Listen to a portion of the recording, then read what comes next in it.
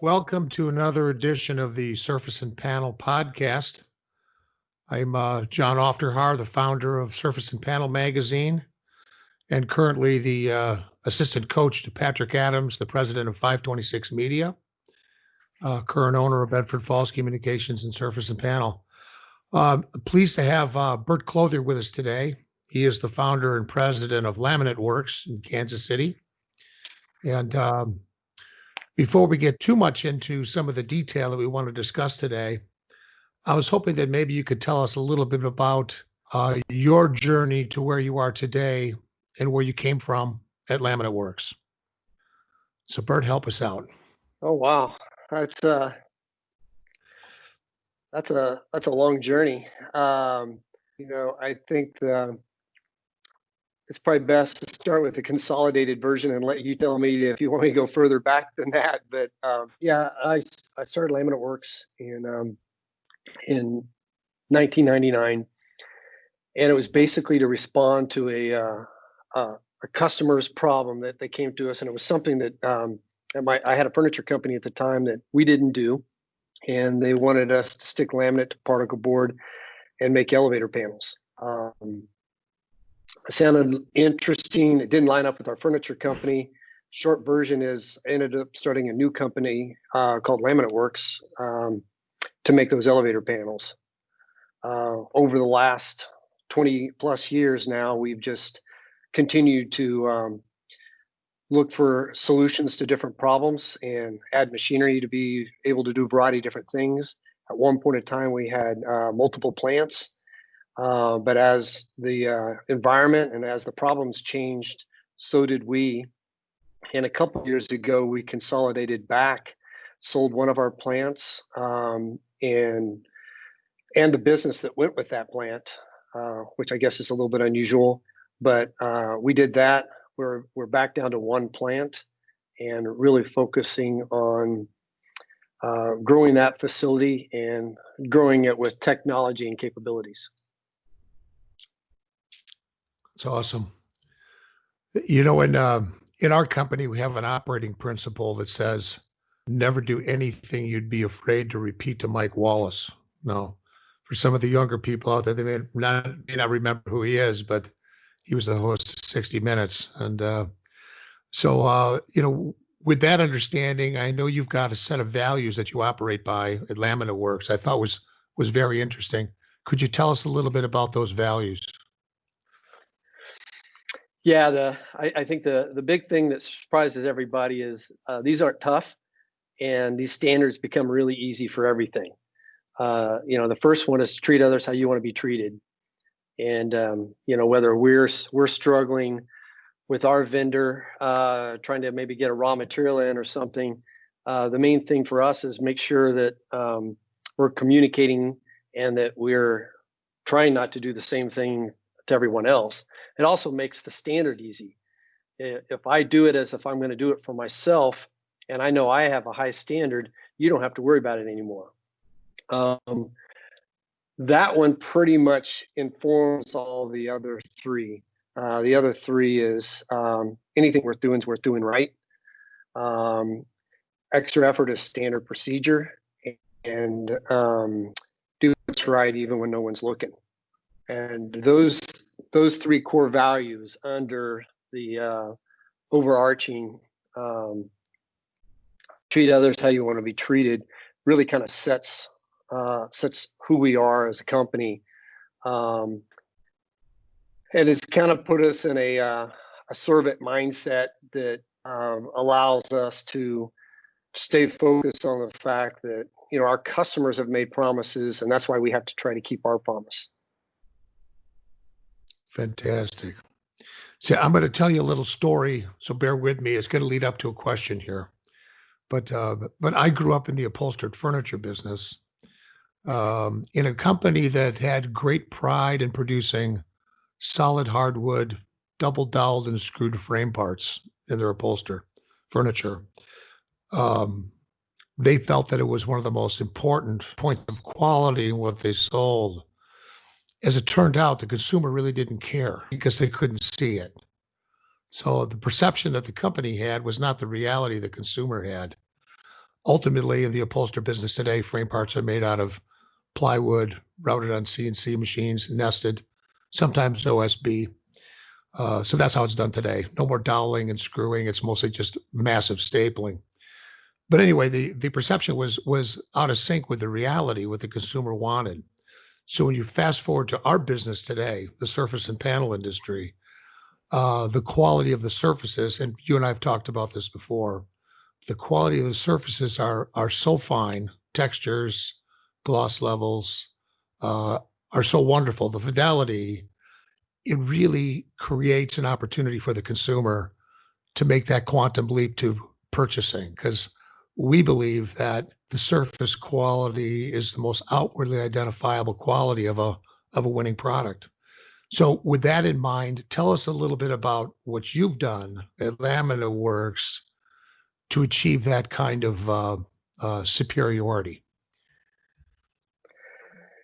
Yeah, I'm sure you're talking about what we're doing with our new PUR laminate line. Yeah, the challenge that we've seen over the last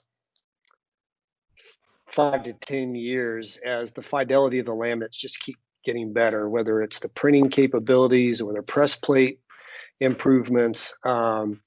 It's not an unknown thing that we're seeing laminates that are very realistic. We're also seeing that they're not all paper products anymore. It used to be that HPL was pretty much the only option, and now we've got acrylics, we've got plastics, we've got polystyrenes. I mean, there's so many different materials, aluminums, and so staying up with that.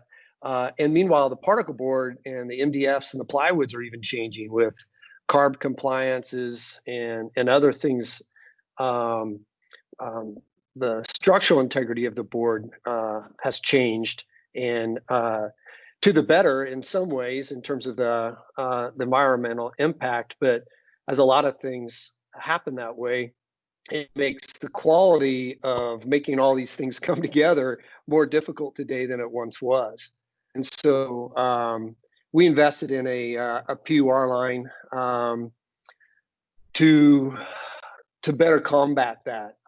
It allows us to have for lack of a better word, a smoother glue line in between whatever we're laminating to whatever we're bonding to, and that allows us to have less telegraphing, more of the surface shining through than the things under the surface shining through. And what about edges? So yeah, edges are a similar challenge. The traditional edge banding method is using a hot melt EVA glue, and again, it worked great for a long time, and it still works good. It's very, very, very reliable, just like a cold press panel is very, very, very reliable. The challenge is, as we get better and better at making edge banding, so look closer and closer to the surface, that transition point, that edge, becomes more and more difficult. And so enter PUR for the edge treatment as well, or even laser on top of that. And we've recently switched to our primary edge banding machine that we're using, has both PUR and laser as its edge banding methodology for attaching the edge banding. Mm-hmm. So, I'm always curious, what do your customers say, or what is their reaction to a panel that's bonded with a laser bander, PVC band? Do they, do they say this is absolutely amazing, or how much do they care? I think it's one of those things where you don't care until you've seen it and you have the ability to do it, or offer it. I think that if nobody has the capability of doing it, it becomes one of those cool things. If you think about we were at a long time ago with robots, when robots first start coming out to the industry. If you can't apply it, if you can't figure out how you're actually going to use it, it's just one of those cool things that you look at and it's not really practical. And so I think it's what we've seen as when we hand a customer a sample of a laser edge banded part, and you've married it with something incredibly high fidelity like a high gloss acrylic Cenosan or something of that nature, or even low gloss, an ultramat Phoenix product. Um, and you visually can't see unless you like start really like twisting it around where the edge banding stopped and where the laminate stopped. That they literally look like they're fused together. Um, it it's kind of mind bending. I didn't know that was possible. And that's usually the response that we get. And so how much cleaning up did you do? I mean, um, and being able to grab parts that we haven't cleaned up kind of sets that stage. That's fantastic. Yeah, we've always felt, with the advances in surface materials, that the edge was really the last frontier to make panels look perfect. And I know you've made some pretty sizable investments to achieve that. So Yeah, and uh, I think the journey is going to continue on. I mean, I think that um, you know the the big challenge that I see with edge banding is still the core material. So as a material gets thicker to 2 mil and 3 mil, getting a core thickness, I mean a core color that blends is continually the challenge. Once you've routed off the the decorative film, now you're left with a solid color. So I think there's more work to be done as we move forward with that. so are you currently using like a 1.4 millimeter band? Yeah, yeah, I think a lot of it is 1.2, but 1.2 and 1.4. We do a 2 with the program with our surface solutions. We brought in 1 mil and 2 mil, with the 1 mil I think actually being 1.2. Um, but we brought in 1 mil and 2 mil, and the colors that we brought in on that program. And we had to bring them in both for laser and also for PUR, or EV, or even EVA, so that we can run it on other machines and be able to do things that maybe the straight line laser edge bander can't do today. This episode is sponsored by Uniboard. Uniboard, the North American leader in the design and manufacture of particle board, MDF, and decorative composite wood panels. Uniboard is renowned for having one of the most extensive product portfolios of engineered wood products in North America, ranging from deep embossed and synchronized TFL textures to ultralight MDF. Uniboard's products are sold to retailers, distributors, and finished goods manufacturers, which cater to the kitchen cabinet, furniture, office, home renovation, and construction industries. Uniboard, redefining wood. So you're launching 4 new products into the market. Pretty exciting. I think crystal, velour, ply, and your PRL panels. Tell us a little bit about the impetus behind it and what it means to the market. Yeah, the impetus behind it is just taking a look at what do our machines do. One of our core things is we don't want to do things that make us a competitor of our customers.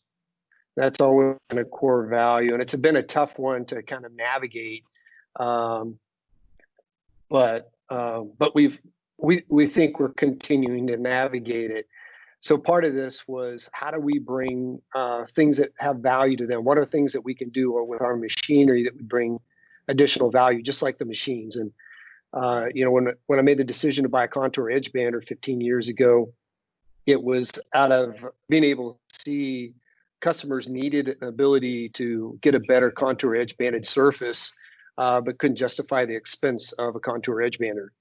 And now we're kind of using the same thing with the laser edge bander, the PUR panels, but we wanted to take it a step further in that the raw materials are as big a challenge as they are the technology to use the raw materials.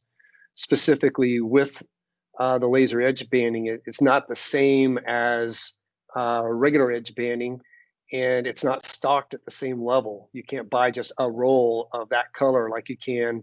You can buy 1 mil and just a rainbow of different decorative prints from any of the laminate manufacturers.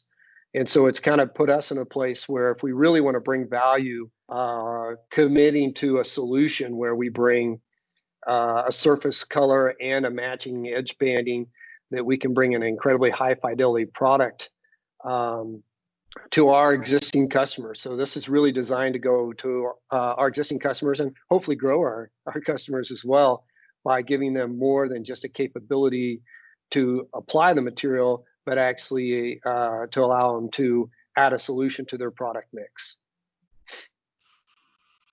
So, that's where AirPly came in, which is an ultralight panel. Again, we're using a foam core. We're not the first person or the only person that's used a foam core. We think we're doing some things slightly different, and we think that we're pulling it together as a solution as opposed to just a product. Same thing. There's a lot of ultramatte laminates out there and high gloss laminates out there. We think that the surface solutions of velour and crystal are more than just the Phoenix and the Cinosand materials that they represent, but it's the marriage of the Rayhow edge bandings that we've brought into stock to match all those. And even we've got a few new ones that we haven't officially released yet that are right behind that we're able to do with our new PR line. Do you want to elaborate on those new ones? I don't know if I can. I don't want to get in trouble with my team, but I will tell you that they're allowing us. I brought a new guy in last year, David Stetler. He's our vice president of new markets, and his job is literally to identify potential other industries that our capabilities could have advantages to, products that we could potentially make that are solutions as opposed to products we're trying to sell and compete with our customers, and then even markets that we don't typically service. And as the AirPly is going into markets that we haven't serviced in the past, some of the we call them PRL panels, which is basically kind of a solution similar to a TFL panel where you've got thermofused laminates. We're identifying a panel that's been bonded with polyurethane PUR glue as a PRL panel. So there's certain products that really have been difficult in our industry to bond in the past that bond really well with PUR.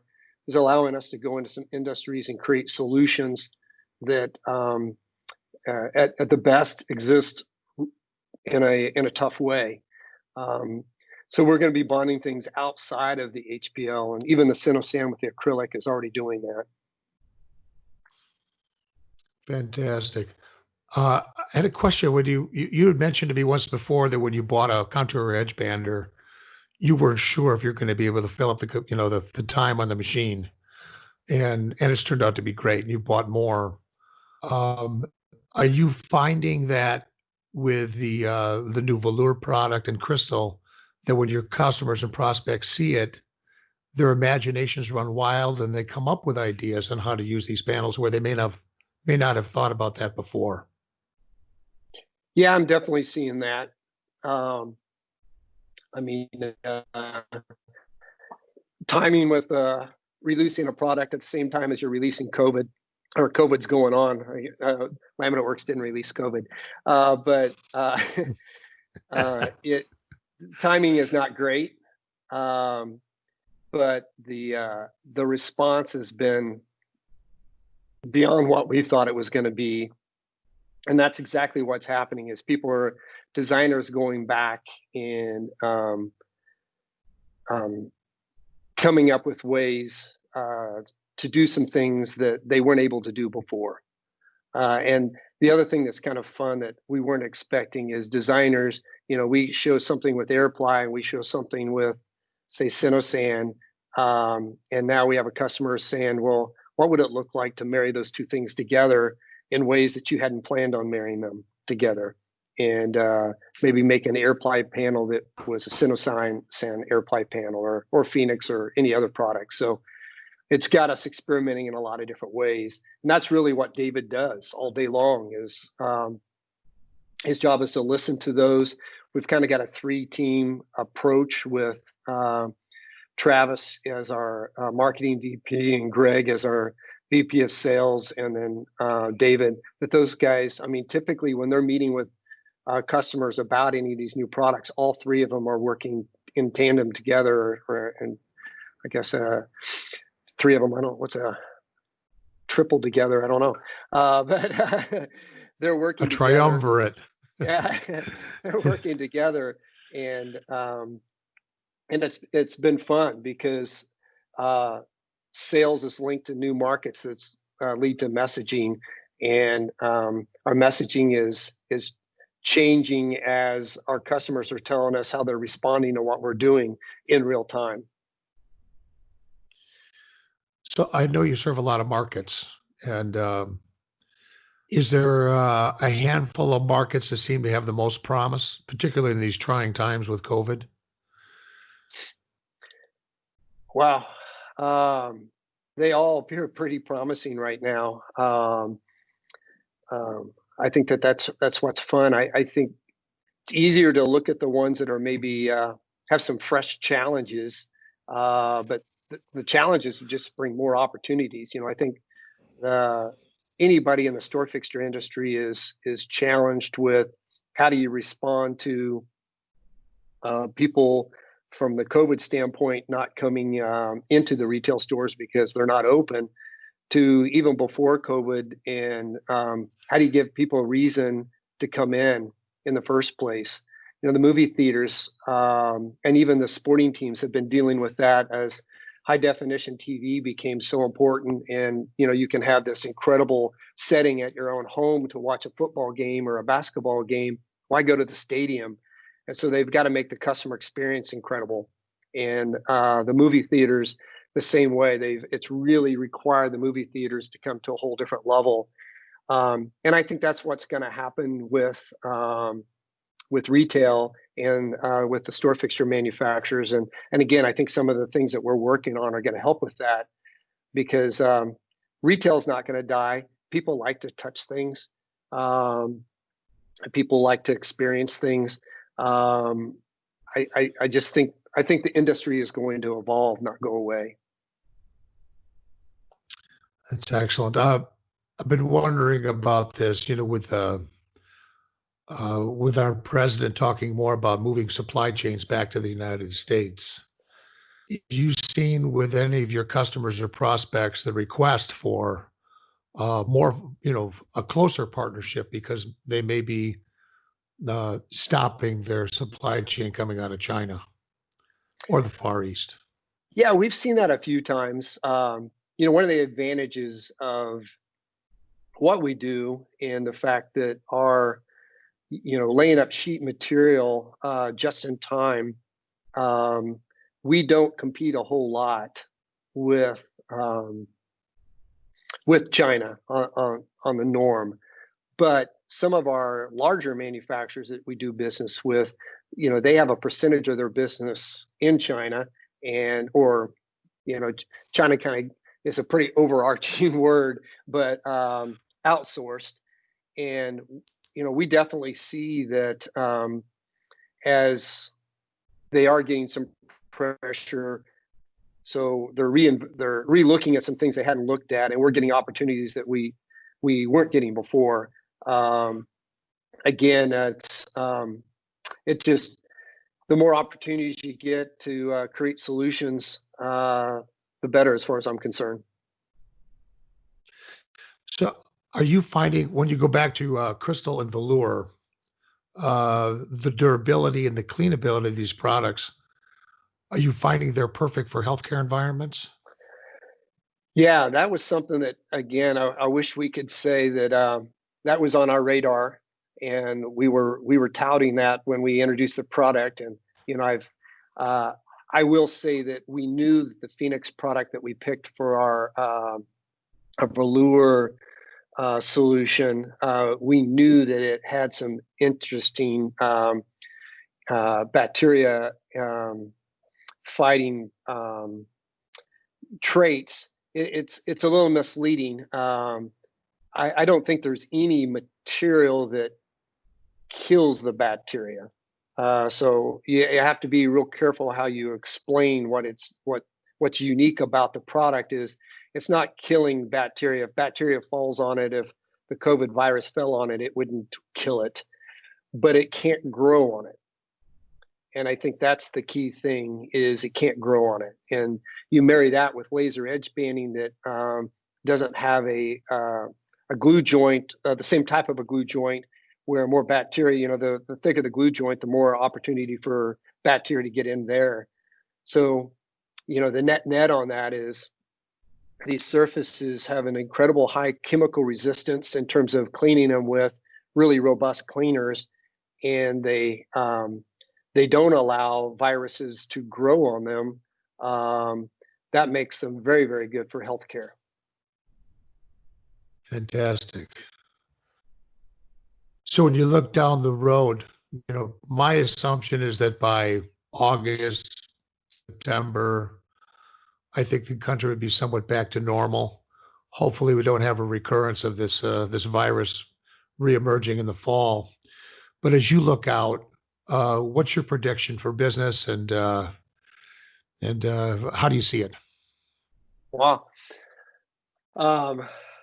Well, the big caveat is I don't have a clue, but I can tell you how we're working and how we're moving forward with the best information we can.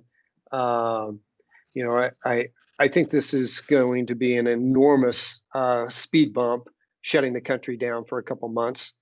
But I believe it was a necessary speed bump as well, though. So, I don't have a clue. I know how hard it's been making decisions for my Laminate Works employees, and as a company that was able to stay open as an essential business, but to navigate all that, and how do you stay open and make sure you keep people safe, and how do you respond to all the different fears and problems that come along with that.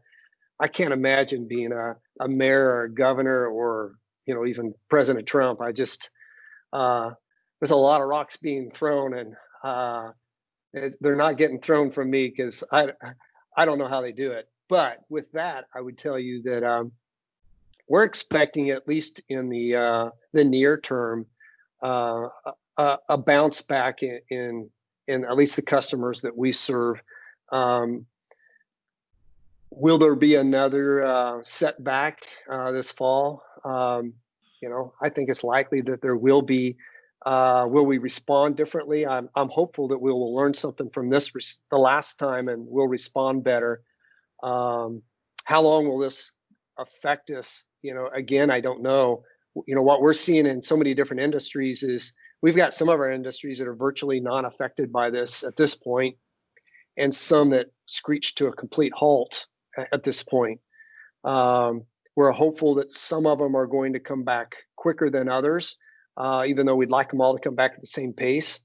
We've been taking full advantage of this slower time to dial things in and continue to get things put away with the transition that we've made over the last year. So we're using the time well. But I know I'm giving you a long rambling answer. I'm just telling you how we're responding, because there is a lot of unknowns in where we're going over the next 24 months. But I like Warren Buffett's comment when he said, "Don't bet against America." So Exactly. so we'll get through this thing one way or another. Yeah, Bert, I want to thank you for your time today. Fantastic. Oh, And thank you. I had a great time. thank you. Be safe out there. Thank you. You too. Take care. Take care. Bye-bye.